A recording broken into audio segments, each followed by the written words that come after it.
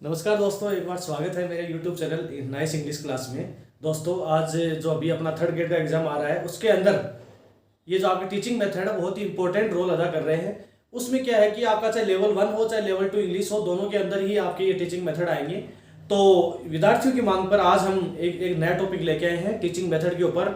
देखो, इसके अंदर मेजरली 4-5 मेथड है जो अपन पढ़ेंगे, लेकिन उनको मेथड को पढ़ने से पहले एक एक को करके अपन पढ़ेंगे। जैसे आपका ग्रामर ट्रांसलेशन मेथड है, डायरेक्ट मेथड है, स्ट्रक्चरल मेथड है, बाइलिंगुअल मेथड है, ये सारे अपन पढ़ेंगे, एक एक करके पढ़ेंगे। और आपको अच्छी तरह से यहाँ पढ़ने के बाद में कहीं भी जाने की जरूरत नहीं है। तो देखिए, आप चालू करते हैं। सबसे पहले आज अपने जो पहला मेथड है वो लेके आ रहे हैं। फर्स्ट मेथड आपका है ग्रामर ट्रांसलेशन मेथड। बहुत ही इंपॉर्टेंट मेथड है, एग्जाम में हर बार इसके ऊपर एक क्वेश्चन आता है, कोई भी एग्जाम हो चाहे, सभी में इसके ऊपर आता है।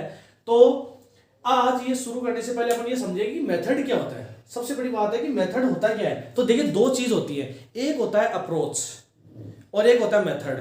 ये लोग क्या समझते हैं, इनको एकदम सिमिलर समझते हैं, लेकिन इनमें भी थोड़ा सा डिफरेंस है।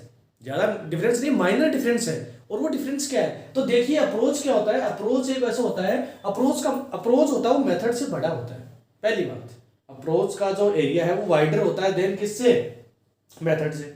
दूसरी बात, अब कैसे, तो देखिए जो अप्रोच होता है वो ये बताता है कि जो लैंग्वेज है उसमें हमें क्या पढ़ाना है। जैसे मान लो भारत में English language I, English language में क्या क्या पढ़ना है, कैसे उनको क्या क्या आपको कंटेंट चूज करना है, वो चीज है, वो आपकी होगी अप्रोच।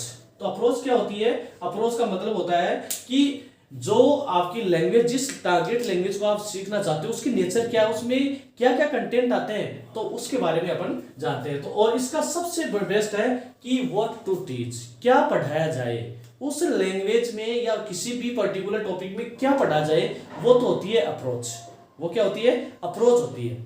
अब देखिए, और उसको कैसे पढ़ाया जाए। जैसे मैं मान लो आपको ग्रामर ट्रांसलेशन मेथड पढ़ा रहा हूं, इस मेथड में मुझे क्या क्या कंटेंट, क्या क्या आपको बताना है, वो तो है आपका क्या अप्रोच है।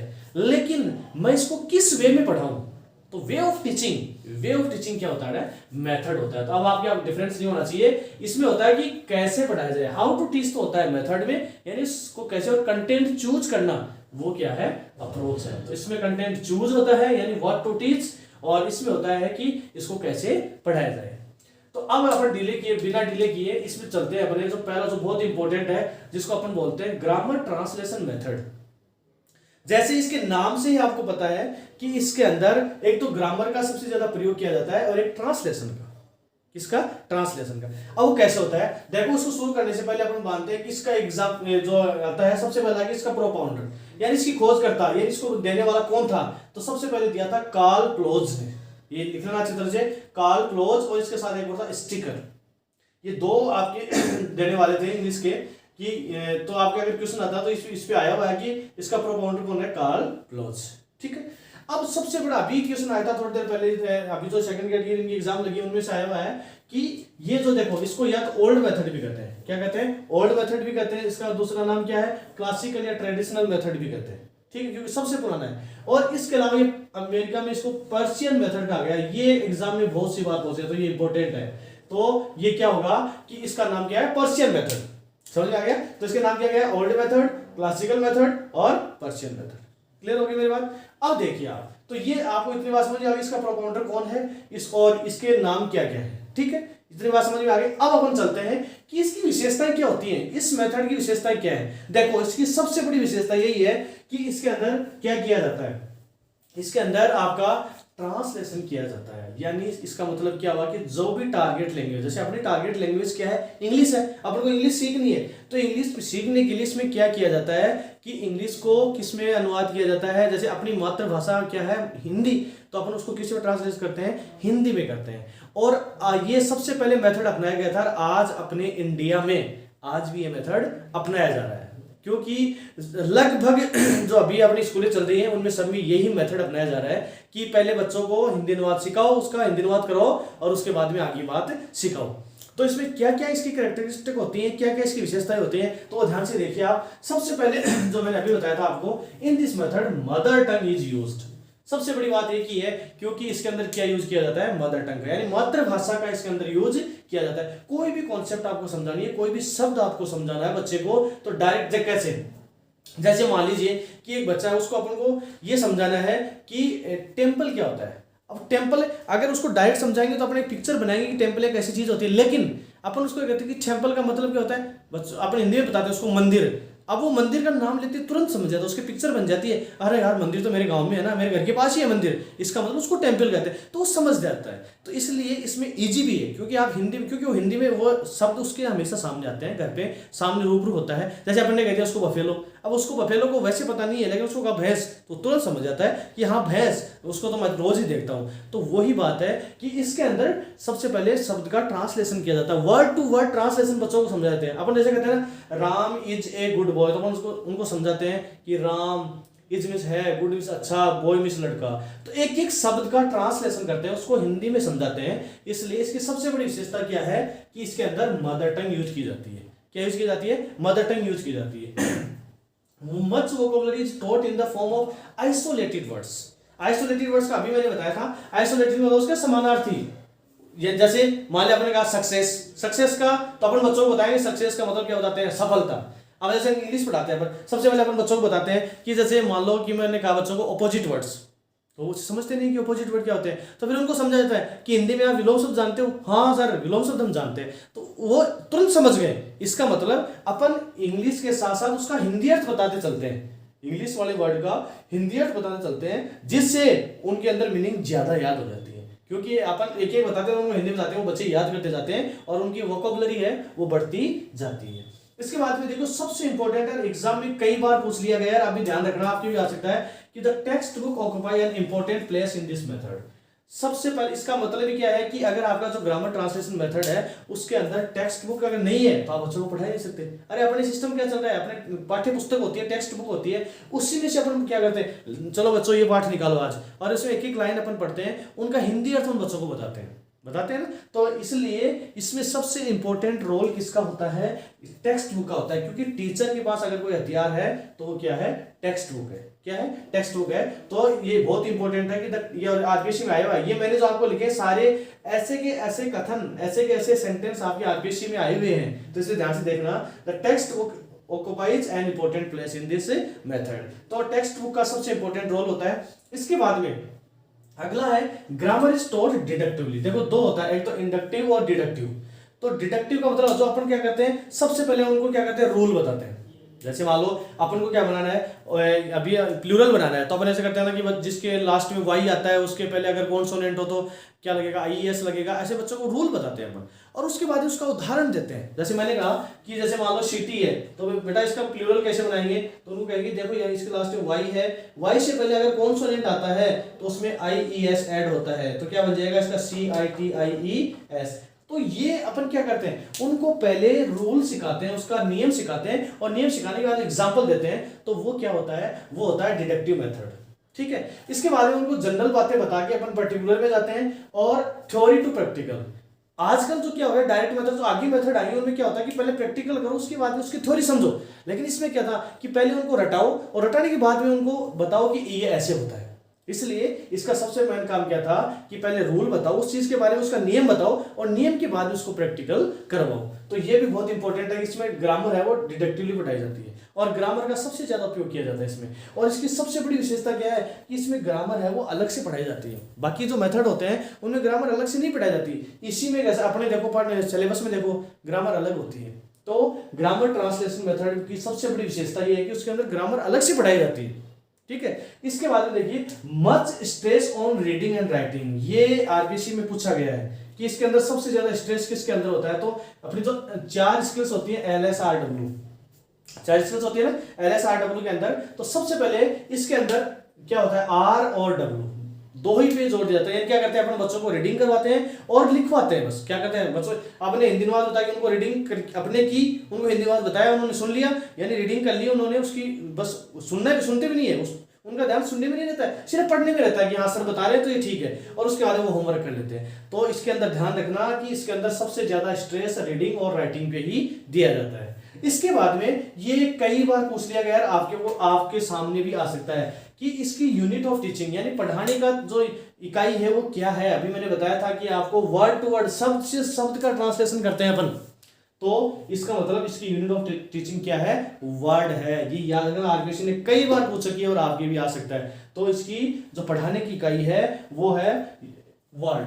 क्या है, वर्ड। कई बार क्या है, वो सेंटेंस देता है लेकिन सेंटेंस नहीं, पहले अपने एक वर्ड का ट्रांसलेशन करते हैं, उसके बाद में सेंटेंस को बताते हैं। तो इसकी टीचिंग जो यूनिट ऑफ टीचिंग क्या है, वर्ड है। तो ये तो थी इसकी कैरेक्टरिस्टिक है। अब इसकी बात करेंगे अपन इसके मेरिट्स, यानी इसके फायदे क्या हैं, और अगर किसी चीज का फायदा है तो उसका नुकसान भी है, तो उसकी डेमेरिट्स क्या है। तो ये मेरिट्स और डिमेरिट्स अभी आगे पढ़ते हैं अपन कि इसकी क्या क्या मेरिट्स है और क्या क्या डिमेरिट्स हैं और इसका यूज कैसे है। उसके बाद में, ये करने के बाद में इनकी एक एक्सरसाइज लेके आएंगे, जिससे जो आरपीएससी में आई हुई क्वेश्चन है वो आपको करवाऊंगा, जिससे आपको और समझ में आ जाएगा कि हाँ वास्तव में मैंने जो यहाँ पढ़ा है वही क्वेश्चन उसमें आ रहा है। तो अभी अब आगे बढ़ते हैं अपन इसकी मेरिट्स ऑफ द की मेथड की मेरिट्स क्या है। तो सबसे पहले देखो, it help students to learn English through their mother tongue. मैं पहले बता चुका हूं कि सबसे इजी काम है कि कोई ज्यादा मेहनत नहीं करनी पड़ेगी आपको, अपनी मातृभाषा से अपन उनको शब्दों को और रूल को सबको अपनी मातृभाषा का जो वर्ड है उनके द्वारा, जैसे इंग्लिश को हिंदी के द्वारा समझना। तो ये किसमें होता है, ग्रामर ट्रांसलेशन मेथड में। अगला देखिए, rules of English grammar can easily taught by the help of grammar of the native language. अब देखिए सबसे बड़ी चीज क्या है, अपन क्या करते हैं, जैसे बच्चों को मैंने सिखाया कि भाई नाउन क्या होता है, तो नाउन होते ही वो उनको कुछ समझ में नहीं आता, लेकिन नाउन होते ही वो क्या बताएंगे, सर संज्ञा।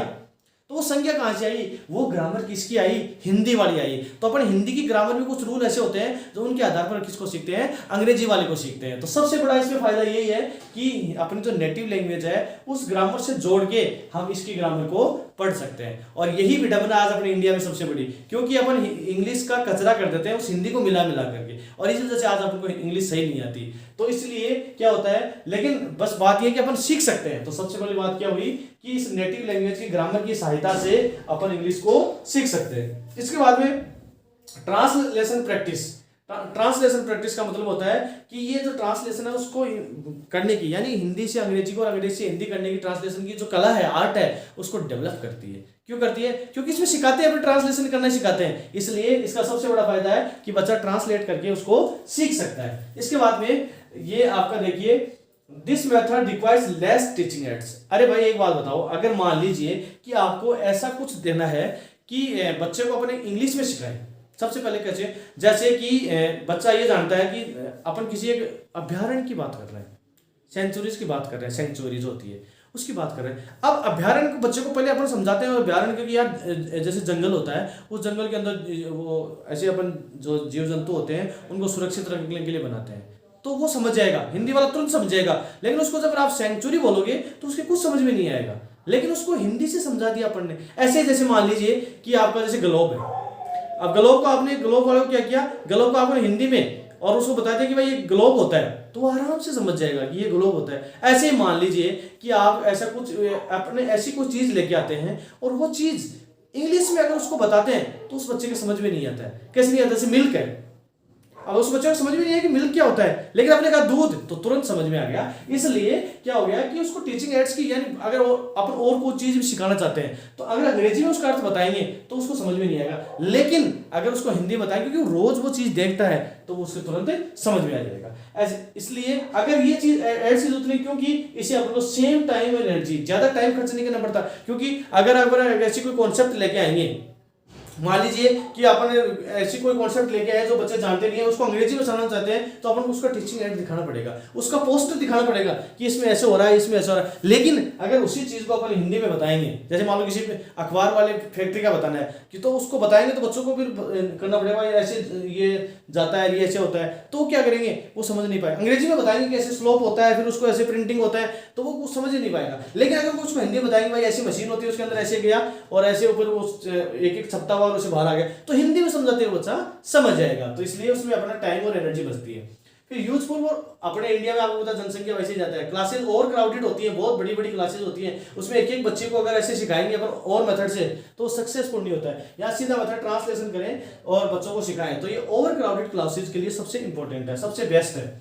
और the meaning of word sentence can be learn, यानी जो मीनिंग है वो वर्ड्स है उनकी सबकी हिंदी के द्वारा उनको अपन समझ जाते हैं, जल्दी समझ जाते हैं, उसके बार बार उसको सिखाने की जरूरत नहीं होती है, एक बार आपने बता दिया तो तुरंत बच्चा उसका समझ जाता है। तो ये तो हो गई आपकी मेरिट्स। अब अपन बात करेंगे इस मेथड की डीमेरिट्स क्या। अब देखिए दोस्तों, इसकी डीमेरिट्स क्या है। तो सबसे पहले बात तो इसमें ये है कि this method does nothing communicative ability. यानी इसमें इंग्लिश में बात करने की एबिलिटी तो बिल्कुल डेवलप नहीं होती, क्योंकि ये सिर्फ और सिर्फ किस एस्पेक्ट पे ध्यान देता है, रीडिंग और राइटिंग पे देता है, अभी हमने पढ़ा था।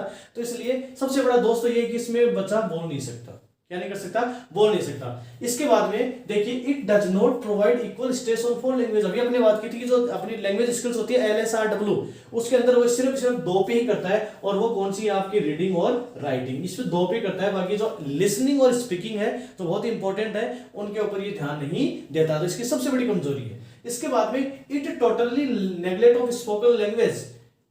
देखिए बच्चा क्या होता है, सबसे बड़ी बात ये है कि ये एकदम से वो करता है, बिल्कुल इसको स्पोकन लैंग्वेज को तो नेग्लेक्ट करता है। अपन क्या, और जब बच्चा, देखो सबसे बड़ी प्रॉब्लम क्या है, अपन को इंग्लिश बोलनी क्यों नहीं आती, इसलिए नहीं आती क्योंकि अपन क्या करते हैं, सबसे पहले उसको सोचते हैं अपने हिंदी में, सोचते हैं ना। जैसे मैंने कहा कि मैं जा रहा हूँ, इसका बढ़ाओ, तो अपन क्या करते हैं, सबसे पहले उस मैं जा रहा हूँ उसके बारे में सोचते हैं, उसका हिंदी में एक एक शब्द का बढ़ाते हैं और उसके बाद में करते हैं, तो उसके बाद में वो कभी भी इंग्लिश नहीं सीख सकता।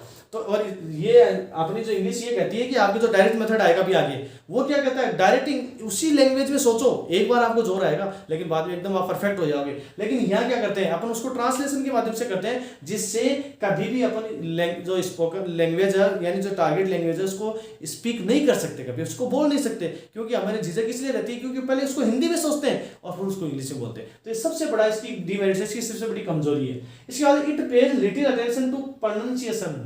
ये तो बहुत बड़ी बीमारी है। जैसे अपन क्या बोलते हैं, अपने गुरुजी ने सिखाया था अपन को, आज ही बच्चे क्या बोलते हैं, ALL आल, BALL बाल। तो ये प्रोनाउंसिएशन का मतलब होता है कि उनको उच्चारण का सही शुद्ध उसको बताया नहीं जाता, बस उनको कहते हैं हाँ हिंदी के हिसाब से वो पढ़ा लेते हैं, जबकि अंग्रेजी में उससे अलग होता है, उससे अलग होता है। इसलिए वो क्या करते हैं कि जो प्रोनाउंसिएशन है उस पर बिल्कुल जोर नहीं होता, और यही प्रॉब्लम होती है कि हम इंग्लिश बोल नहीं सकते, उसको समझ नहीं सकते। जैसे अपन क्या होता है, अपन बोलते हैं टाइम, लेकिन वो एक अंग्रेज आएगा बोलेगा टाइम, टेबल, चेयर, लेकिन अपन उसको अलग बोलेंगे, तो वो क्या होगा, वो चीज होगी कि हम उसको प्रोनाउंसिएशन सही नहीं कर रहे हैं। इसके बाद में देखिए, अभी मैंने बताया था कि राइटिंग एस्पेक्ट होता है, उसके ऊपर सबसे ज्यादा जोर देता है। इसके बाद सबसे बड़ी कमजोरी है कि टीचर डोमिनेटेड होता है। टीचर डोमिनेटेड का मतलब क्या होता है कि सिर्फ इसमें टीचर जो कहता है वही होता है, स्टूडेंट्स को पता ही नहीं है, टीचर ने अगर गलत बताया तो सही, अगर सही बताया तो सही, वो सिर्फ सुनते हैं, वो सिर्फ उसको पढ़ते हैं और उसके बाद में लिखने पे ध्यान देते हैं, बाकी उनको समझने का, बोलने का कोई इरादा नहीं होता है। इसलिए जबकि अपनी अगर सही लर्निंग कर रहे हो तो उसके अंदर टीचर और जो लर्नर होता है वो दोनों एक्टिव होने चाहिए, लेकिन यहाँ जो लर्नर होता है वो तो पैसिव होता है, उसको कोई मतलब ही नहीं है, और टीचर की अथॉरिटी वो जो बोल रहा है वो सब कुछ सही है। इसके बाद में देखिए, it puts A ट्रेमेंडस strain on students memory. जब अपन इंग्लिश में कोई चीज पूछते हैं तो वो बच्चा क्या करता है, पहले उसका हिंदी अर्थ समझता है, या हिंदी में मैंने पूछा तो उसको बार बार मेमोरी पर जोर डालना पड़ता है कि इसका क्या, इंग्लिश में मैंने क्या सीखा था, इंग्लिश में क्या सीखा था। अगर उसको अपन डायरेक्ट इंग्लिश में सिखाते हैं तो वो तुरंत बता देता, लेकिन अपने हिंदी में सिखाया तो पहले हिंदी वाले को सोचता है, फिर उसके बारे में उसकी मीनिंग सोचता है, इसलिए उसकी मेमोरी के ऊपर बहुत ज्यादा जोर होता है। और ये पॉइंट और ये पॉइंट, ये सारे के सारे किस में आए हुए हैं, ये सारे के सारे आपके RPSC में आए हुए हैं, इसलिए इनको थोड़ा इंपॉर्टेंट ध्यान से समझना। It provides practically no chance for drill in the oral skills। यानी मौखिक और सुनने की तो कोई प्रैक्टिस नहीं कराता, इसमें तो एक ही प्रैक्टिस होती है, वो होती है ट्रांसलेशन की। किसकी प्रैक्टिस होती है, ट्रांसलेशन की। तो ये सबसे बड़ी कमजोरी है। It is a passive learner process. बिल्कुल लर्नर है वो पैसिव रहता है, बस उसको पता है कि टीचर बता रहा है, मेरे को तो सिर्फ लिखना है, इसलिए उसकी सबसे बड़ी कमजोरी है। तो ये थी आपकी मेरिट्स और डिमेरिट्स। देखिए इसके बहुत फायदे हुए शुरू में इंग्लिश सीखने के, लेकिन आज इसमें सुधार की आवश्यकता है। तो इसी सुधार को देखते हुए आगे बहुत से मेथड आए और वो उपयोगी भी हुए। तो आगे पर एक एक करके आगे पढ़ेंगे। तो ये थी इसकी मेरिट्स और डिमेरिट्स, आप इसको अच्छी तरह से पढ़ लेना। अगर आपकी ये कॉन्सेप्ट क्लियर हो गई तो उसके बाद में चाहे वो कैसे भी उस क्वेश्चन को घुमा के दे दे, आप आराम से कर सकते हो। तो दोस्तों आज अपने जो GTM जो ग्रामर ट्रांसलेशन मेथड था इसमें इतना ही। अगला जो इसका वीडियो लेके आएंगे अगली क्लास में अपन, वो होगा इसकी प्रैक्टिस के ऊपर। पहले अपन प्रैक्टिस करेंगे और उसके बाद में आगे वाला मेथड पढ़ेंगे। इसी के साथ इतना ही दोस्तों, जय हिंद जय भारत।